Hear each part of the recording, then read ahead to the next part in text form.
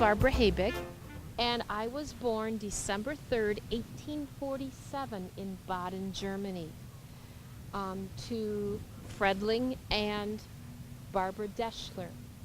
We came to America when I was about 17 years old, and that was in 1865. We left the end of August, way towards the end, and we got on a ship, and there were 8 ships that were traveling together to come to America. Anyway, we hit a lot of really bad storms along the way, and we actually even lost one of our ships. We didn't know where it was. The storms were so bad that it spread us out, and we actually lost one of them. We didn't know where it was. We found out later that it had gone into a foreign port, and it had to stay there until spring, until the weather got a lot better. But we didn't get to New York until in November. So we were on the water for just over 2 months. It was a pretty long time, and with all those boats going up and down and back and forth, you can just about imagine how your tummies felt, right? It was not the bestest. Well, anyway, once we got to New York, I worked helping some of the other mothers take care of their children, and I actually got a job in New York, and I worked there for about a year. And then something happened. I met my dear John. John Haebig was in New York, and he was working as a blacksmith. He had been trained in his land to be a blacksmith, and so when he came to the United States, that's what he was doing. Well, about 2 years later, well, maybe a year later, I think it was, we got married. And we stayed in New York for another couple years. He was doing his blacksmithing, and I was doing whatever I could to help raise a little money here or there. Well, in 1868, we moved to Oshkosh. John's uncle lived in Oshkosh, Wisconsin, and that's how we came here. And so we lived with John's uncle, and my husband helped John in the plant where he worked, and he took care of the horses and made sure that they all had shoes to wear. And about 3 months after that, we moved to Menasha. Now, John also had a blacksmith shop in Menasha, and we actually worked there for about 10 years. Well, we heard, or I should say John heard, about this new city being built up in the center part of Wisconsin. And its name, we weren't quite sure what it was going to be, but we thought it was going to be Marshfield. And so we set out, after we had been in Menasha for about 10 years, we set out for Marshfield. And sure enough, there's this little town that had just started growing. When we got here, it had 2 grocery stores, it had 6 saloons, and it had 1 log hotel. Do you know who owned that hotel? Remember a guy named Louis Rivers? No? Okay. Well, Louis Rivers was the guy who owned the hotel. And I actually was one of the very first customers in one of the stores, and that was in the Upham Company store, which was down on the corner of 2nd and Central. Our first house was a log house, and we lived in the middle of the block, in the 100 block on South Central. John had his blacksmithing shop across the street, kind of about in the middle of the street. So do you know where Mitten's Furniture Company is, or the appliance shop is?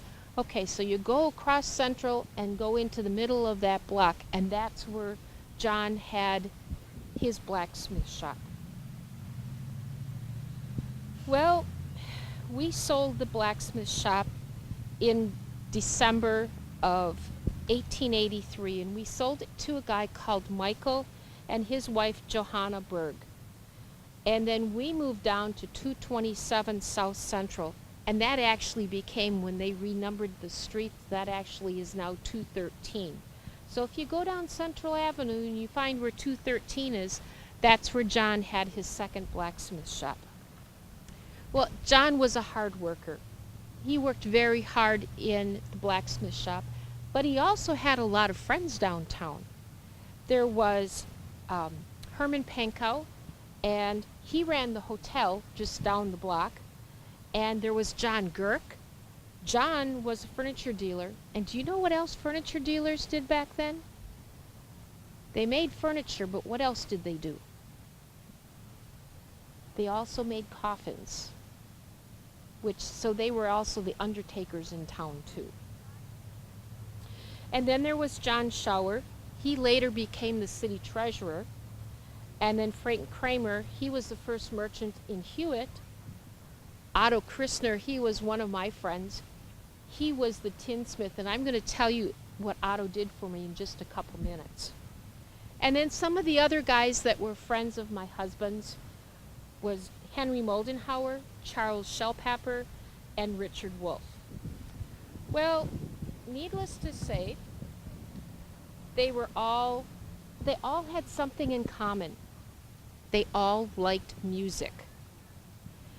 Back in their communities where they came from, southeastern part of Wisconsin, all of the gentlemen that I just talked about were involved in different men's choirs or community bands or orchestras in their old hometowns. And so when they came to Marshfield, that was something that they continued, that they wanted to do. So after they would put a full day's work in and they'd come home for supper, then they would go back downtown and they would practice their band. They would practice their music together. And it was kind of something for the guys to do, a way to relax, that type of thing. Well, they started this community band with Herman as the director. And on July 2nd, 1879, they decided that because the town was brand new and things were going good, they wanted to celebrate. They wanted to have a 4th of July parade. They wanted to celebrate with the rest of the country because everybody else was celebrating Independence Day. They wanted to do something too. So they decided that they were going to have a parade. Now remember I said July 2nd. John came home from work that night and he says, "Barbara, guess what we decided to do? We are going to have a parade. It's going to go up the street on 3rd Street and go across over to 4th up on the corner, and it's going to go through the Pleasant Hill district, but at that time it wasn't called Pleasant Hill, it was called another name." But he says, you know, we've got the band, we've got some of the merchants downtown are going to hook up their horses and they're going to hook it to their buggies or their wagons and they're going to make floats. It's going to be such a grand event. And then the families, when we are done at the end of the parade, we're going to have a huge picnic. And I thought, well, that's going to be really fun. That's going to be a great thing for the children to have a parade to go through. And then he said, "Barbara, don't get mad at me." He says, "but I volunteered you to do something." And I'm thinking, John, what could you make me do now? He says, "Barbara," he said, "we've got the band, we've got the floats. What's the first thing that goes through a parade when you watch a parade? There's somebody carrying something. What do they carry?" A flag. This was in 1879. We didn't have a flag. Since I was one of the few people in Marshfield, one of the few ladies that had a sewing machine, he said, "Barbara, I volunteered you to make the flag. Remember, this is the night of July 2nd. The parade started the morning of July 4th. So I had to get busy. So I went down to Schauer and Frederick's store, and I bought red and white and blue fabric. I stopped by my friend Otto. Remember I said he was a tinsmith? I asked him to cut out a little pattern of a star for me so that we could put stars on our flag. And he did that. One of my children, her name was Mary. She was about 10, no, maybe she was 12 years old. I'm not exactly sure how old she was, but she was kind of in that age. She was a good seamstress. She could sew really well. so she helped me. So as soon as I got home with the fabric, and after Otto had the star ready, she started tracing out the star on the white fabric, and so that we could sew it on. And I took my sewing machine and I started sewing the stripes together, and believe it or not, we worked around the clock that night, and that next morning we had the flag all ready to go. We were so proud, and it turned out really nice. We used that flag for several more years, actually from 1879 until 1887. The flag was stored downtown in one of the halls or one of the buildings. What happened in 1887? Do you know? Somebody's shaking their head over there. Anybody else know? Can you help them out? I am. Oh, everybody remembers now. Okay, 1887 there was the fire. And you know what? The flag that I worked so hard making, it was burnt. But by then we had enough time. By the time we were ready to do the next 4th of July parade, we had sent for one, so we had a new one, which was pretty good. Well, anyway, back to the parade. We lined up. The guys had the horses and the buggies and the wagons and the band, and they had the flag and everything, and it went up 3rd Street up to about the corner of Cherry, and it turned and went over to what's 4th Street now. And at the end of that, we had a big picnic. All of the wives had packed picnic baskets for their families.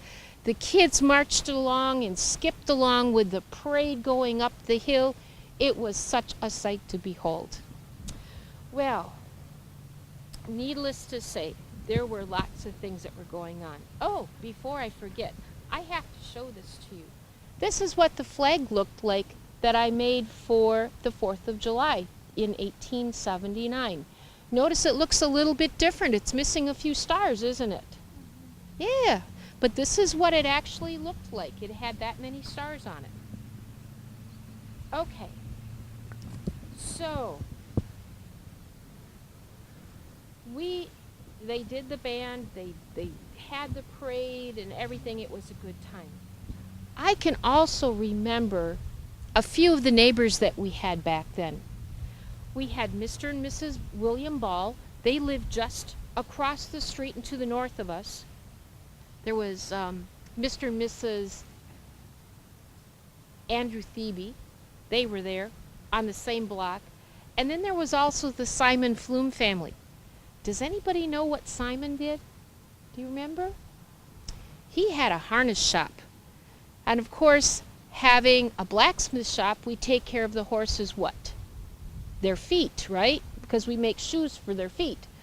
Well, Simon did harnesses, so he did all the leather work so that the farmers and the people that had buggies and wagons could hook their horses up to those things, and also to the plows and things that the farmers used out in the field. It was quite a thing. Well, we had a good day at that picnic, but I want to tell you a little bit about my husband, John. John was born March 28th, 1838 in Herten, Baden, Germany. And he died here in Marshfield, June 30th, 1918. And believe it or not, at that time, he actually was one of the few people that had diabetes, which was kind of a rare thing. And myself, Barbara, I was born, like I said earlier, in 1847, and I died in 1933. And we were married, like I said, in New York in 1866. This is our stone, and I know John's, you can't see real well, that lichen or the moss has kind of filled in his numbers and his name. But that's my husband, John, and this is me. One other thing I wanted to show you real quick. You know, when people travel and come across on the boat, even nowadays, you have to have something called a passport. We had to have a passport too. And I had pictures at home from our passports. and I was able to make a copy of those, and even my thumbprint is right there. So that's actually pictures taken from our passport. This is my family. We had lots of children. John and I are sitting down in the middle, and our children, there's a couple of the daughter-in-laws and son-in-laws on there, and I think there's a couple grandchildren on here too. But this is actually my family if you want to take a look at my picture. One last thing. Barbara had a hobby. Do you know what Barbara liked to do besides sew? I don't remember if I knit or not. I think I must have because we had to make socks.